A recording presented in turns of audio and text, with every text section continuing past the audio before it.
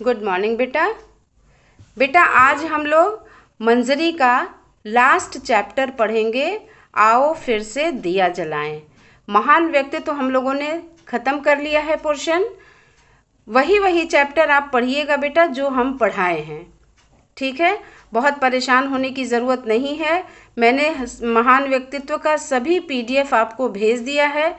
अपने कॉपी में उसको अच्छे से क्वेश्चन आंसर कर लीजिएगा और वही चैप्टर आप याद करिएगा जो मैंने आपको पढ़ाया है महान व्यक्तित्व में, और वही मंजरी में भी जो मैं पढ़ा रही हूँ वही चैप्टर आपको पढ़ना है। आप लोग बार बार बीच में ये पूछते हैं कि मिस आपने ये वाला चैप्टर नहीं पढ़ाया। मैंने बहुत पहले भी आपको बोला था बेटा कि आप वीडियो ध्यान से सुनिए। जो चैप्टर मैं पढ़ा रही हूँ एग्ज़ाम में केवल उसी में से आएगा, इसलिए आप बिल्कुल परेशान मत होइए। वही चैप्टर पढ़िए जो मैंने पढ़ाया है आपको, और आज उसी में से आज हम मंजरी का लास्ट चैप्टर पढ़ेंगे और ये है पोयम। पिछला चैप्टर हमने पढ़ा था छिपा रहस्य, और फिर आज हम पढ़ने जा रहे हैं पोयम आओ फिर से दिया जलाएं। आओ फिर से दिया जलाएं इस चैप्टर के रचयिता जो हैं, इस चैप्टर को जो लिखने वाले वो हैं अटल बिहारी वाजपेयी जी, जो हमारे प्रधानमंत्री भी थे, ठीक है बेटा। तो देखो, भरी दोपहरी में अंधियारा सूरज परछाई से हारा, अंतर तम का नेह निचोड़े बुझी हुई बाती सुलगाएं, आओ फिर से दिया जलाएं। हम पड़ाव को समझे मंजिल, लक्ष्य हुआ आँखों से ओझल, वर्तमान के मोह जाल में आने वाला कल न भुलाएं, आओ फिर से दिया जलाएं। आहुति बाकी यज्ञ अधूरा, अपनों के विघ्नों ने घेरा, अंतिम जय का वज्र बनाने नव दधीची हड्डियां गलाएं, आओ फिर से दिया जलाएं। तो बेटा ये जो कविता है ये अटल बिहारी वाजपेयी जी की रचना है, आओ फिर से दिया जलाएं। और इसमें उन्होंने जीवन में आने वाली समस्त जो कठिनाइयां हैं हमारे जीवन में, उससे निराश न होकर और अपने लक्ष्य को प्राप्त करने के लिए निरंतर प्रयास करने की प्रेरणा दी है। उन्होंने ये इस कविता के माध्यम से हमको समझाया है कि आपके जीवन में जो भी तकलीफ़ें आती हैं, जो भी कठिनाइयाँ आती हैं, आप उससे निराश ना होएं और अपने लक्ष्य को प्राप्त करने के लिए फिर से आप प्रयास करिए और निरंतर प्रयासरत रहने की प्रेरणा उन्होंने हमको दी है। तो अंतरतम का अर्थ होता है हृदय के अंदर का सबसे भीतरी भाग जो होता है, और नेह का अर्थ होता है प्रेम, आहुति का अर्थ होता है यज्ञ या हवन के समय सामग्री को अग्नि में डालना, और विघ्न मतलब बाधा। तो हम इसका अर्थ समझते हैं बेटा कि इसमें भरी दोपहरी में अंधियारा सूरज परछाई से हारा। कवि यहाँ कहते हैं, वाजपेयी जी कहते हैं कि दोपहर में जब सूरज अपने चरमोत्कर्ष पे रहता है और उस समय कैसा अंधेरा, तो सूरज जो है परछाई से हार जाता है क्या? उस समय भी सूरज मनुष्य की परछाई से हार गया है। वह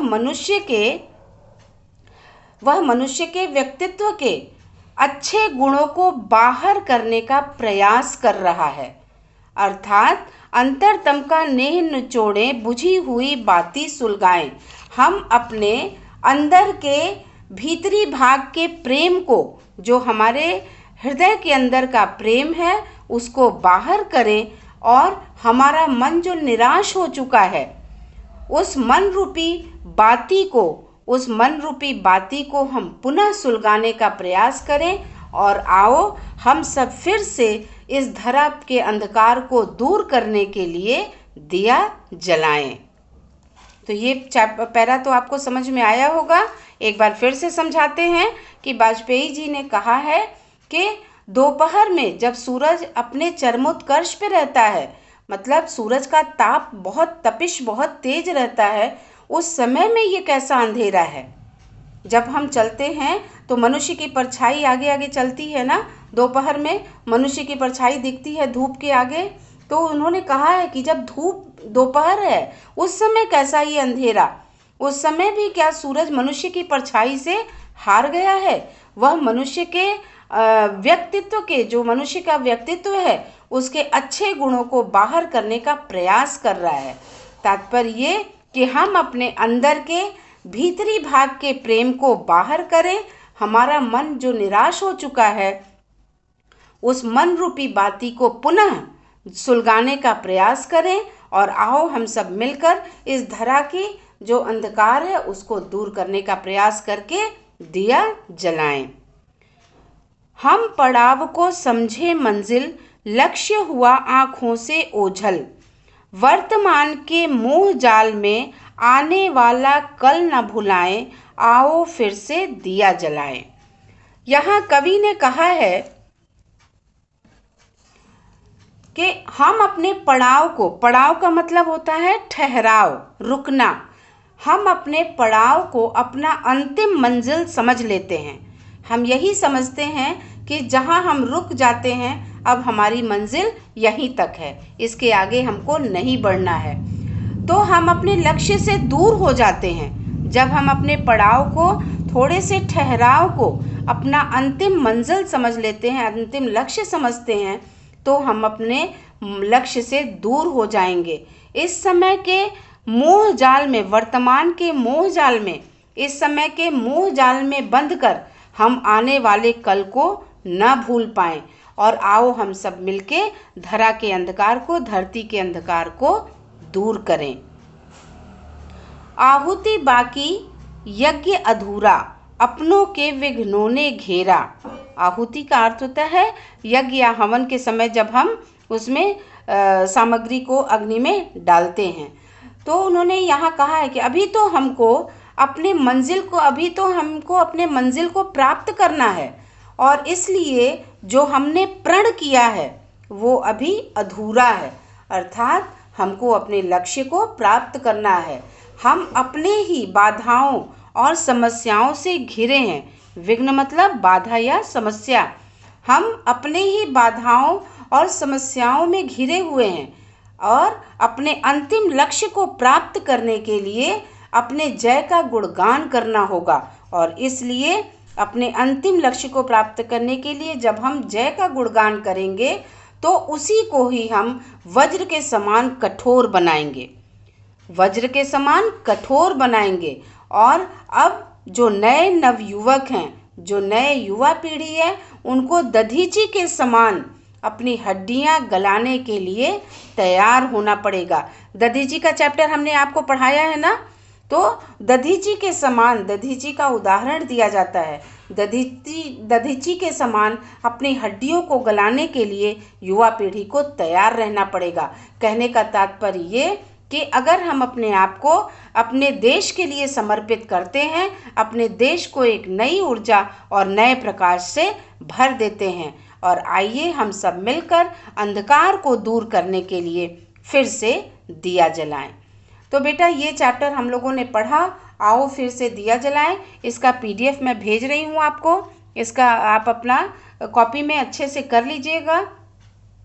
और एक बात और बेटा, एग्ज़ाम के लिए आपका जितना चैप्टर मंजरी का है, महान व्यक्तित्व का है, वो सब कुछ तैयार करिएगा।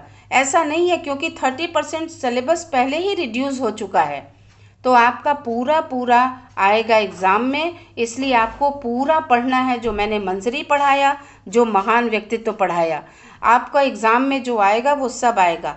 ग्रामर मैं वीडियो भेजूंगी, ग्रामर का भी, ग्रामर का पूरा पोर्शन मैं कराऊंगी। और इसी के साथ में जब ग्रामर का भी वीडियो आपके पास पहुंचेगा तो एक पत्र मैं आपको लिख के दूंगी, जो पत्र एग्ज़ाम में आएगा। लेकिन जो मैंने ऐसे आपको लिख के दिया है वो ऐसे आप दोनों तैयार कर लीजिएगा। जो मैंने आपको दिया है ऐसे, वो तैयार करके रखिएगा। पत्र भी मैं भेजूंगी, उसको भी आप तैयार कर लीजिएगा। और ग्रामर का अगला आपका वीडियो जो पहुंचेगा वो अब ग्रामर का पहुंचेगा। तो बेटा अपनी तैयारी पूरी रखिए, अपना वर्क पूरा कंप्लीट रखिएगा और पूरा एग्ज़ाम के लिए आप अच्छे से तैयारी कर लीजिएगा। पढ़ाई में बिल्कुल मन से लग जाइए अभी से। ऑल द बेस्ट बेटा। Thank you.